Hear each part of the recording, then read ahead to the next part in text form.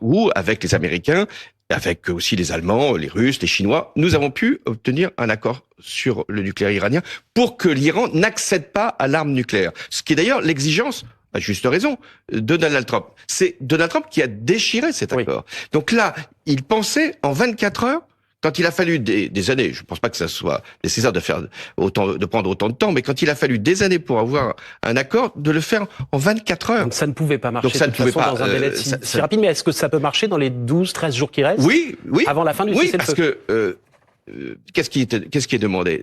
Que l'Iran ne puisse pas enrichir son uranium. C'est ça le premier principe. Et deuxièmement, que l'Iran puisse livrer même l'uranium qui a été enrichi ou qui pourrait l'être. Donc, les conditions d'un accord sont réunies, à condition que l'Iran l'accepte. Ce qui n'est pas le cas aujourd'hui. Ce qui n'est pas le cas, et à condition que les États-Unis fixent bien ça comme l'objet de la négociation. Qu'est-ce qu'il peut y avoir comme autre sujet? Le détroit d'Ormuz, puisque l'Iran veut faire un péage, et que les États-Unis ne seraient pas d'ailleurs défavorables à prendre leur part aussi, éventuellement, d'un éventuel péage. Enfin, on ne peut pas l'accepter, parce que là, qu'est-ce qui n'est pas acceptable non plus? C'est que ce soit une discussion seulement sur la question du nucléaire entre l'Iran et les États-Unis.